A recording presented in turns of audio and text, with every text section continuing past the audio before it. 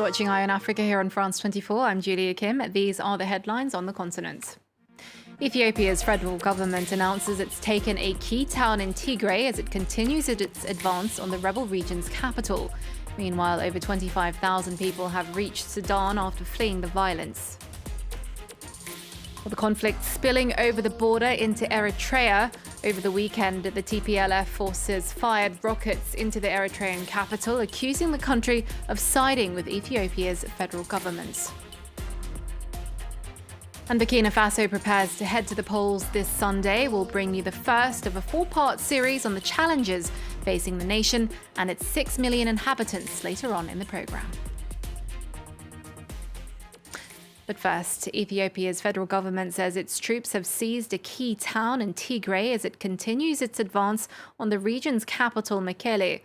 The conflict pitting Addis Ababa against the Tigray People's Liberation Front is nearing the end of its second week. Over the weekend, the TPLF fired rockets into Eritrea, accusing it of siding with Prime Minister Abiy Ahmed. The violence in the continent's second most populous country threatens to destabilize the Horn of Africa region. Some 25,000 refugees have already fled to Sudan, but urgent calls for mediation have been dismissed by Ethiopia as African leaders try to kickstart peace talks. Well, France 24's Maria Gert Nicolescu is in Addis Ababa for us with the latest. Clashes are continuing in the Tigray region, with heavy fighting reported, for example, around the city of Alamata in the southern part of the region, which the government claims it has taken back. Fighting was also reported around the border with Eritrea as well as in the regional capital, Mekelle. But again, information is very difficult to verify still, with telecommunications still completely shut down in the region. Over the weekend, clashes intensified, with the TPLF firing missiles towards the Amhara region, but also towards the Eritrean capital, Asmara. The TPLF is accusing the Eritrean president of attacking Tigrayan troops and siding with Abiy Ahmed in this conflict. Eritrean involvement in the war is still unclear, but there have been an increased number of accounts of Eritrean soldiers fighting in Tigray. This escalation could lead to a possible internationalization of the conflict and could destabilize the entire region.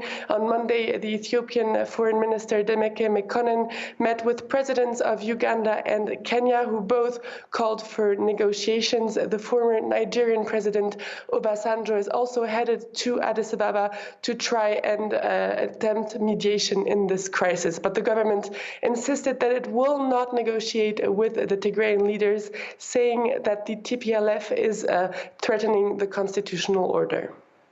Well, as the government, of course, digs in its heels, there are fears of a growing humanitarian crisis as people flee the violence in Tigray. What more do we know about the refugees so far?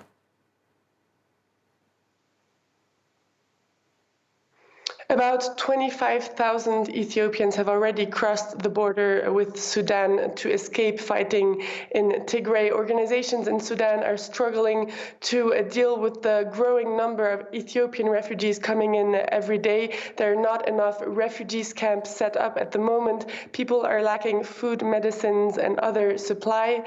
Some of them are injured with grenades, but also with other weapons, and they lack the necessary facilities to receive treatment. Many testimonies point to gruesome civilian massacres, with people saying they had to run for their lives. Humanitarian organizations are also still expressing their concern over the impossibility of channeling humanitarian aid to the region.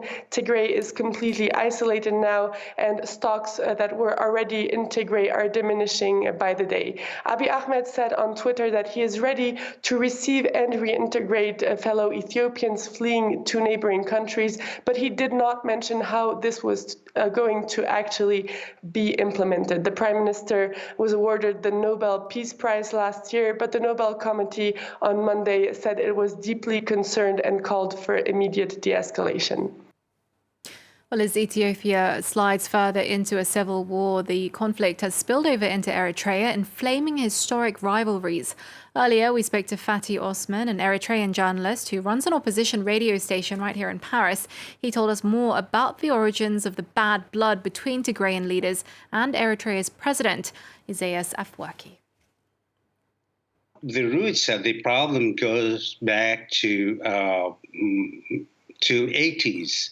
When the two liberation movements, the TPLF and Eritrean People's Liberation Front, were together leading the war against the Ethiopian dictator, the then Ethiopian dictator Mengistu Haile Mariam, and both in a coalition managed to oust the dictator and establish the government in Ethiopia, the federal government in Ethiopia, and Eritrea won its independence.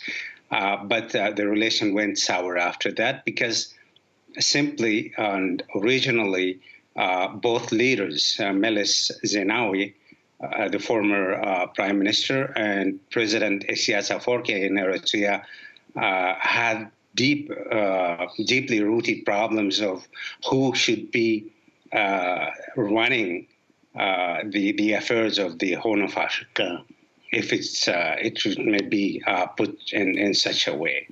And later on, the two countries got involved in the war in 1998.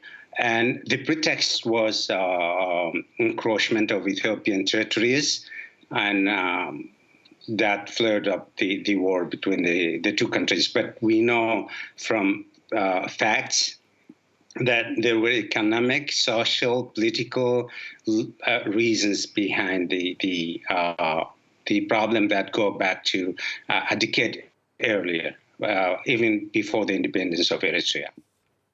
Well, moving on now, and after months of refusing to testify, South Africa's former president, Jacob Zuma, has appeared before an anti-corruption judicial panel. Zuma faces serious allegations of graft during his time in office between 2009 and 2018. But instead of giving evidence, he used the time to accuse the leading justice, Raymond Zondo, of bias and asked him to recuse himself from the inquiry. The panel has no powers to prosecute, but could pave the way for criminal proceedings later on. Zuma was forced to step down as president in 2018 by his ANC party. And finally, we bring you the first installment of our four-part series ahead of Burkina Faso's presidential and legislative elections. This Sunday, November 22nd, 6 million Burkinabe are expected at the polls. But since its last election in 2015, the country has faced both a security and humanitarian crisis. So how have voters' expectations changed? Bengali Touré and Khalidou report. At the Joseph Kizebo University in Ouagadougou, the presidential election is all anyone can talk about. Ilbudu Nematu is in her first year. She's 18 years old and a first-time voter. She wants the future president to bring security to a country that's been victim to numerous jihadist attacks in recent years. J'aimerais qu'il soit à l'écoute des jeunes, plus particulièrement les universitaires, ceux de toutes les provinces. L'insécurité aussi peut impacter l'éducation. Par exemple, ceux du Nord, là, ils n'ont qu'à miser sur la sécurité, former bien les militaires. Là.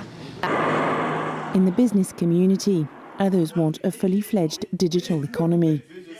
Nous souhaitons également que les nouvelles autorités puissent travailler sur le renforcement des infrastructures, notamment les infrastructures des technologies de l'information et de la communication. Je pense que cela est extrêmement important pour mobiliser l'épargne, également apporter les services financiers de base, travailler à la bancarisation des populations et permettre le financement inclusif en réalité donc des besoins de l'économie.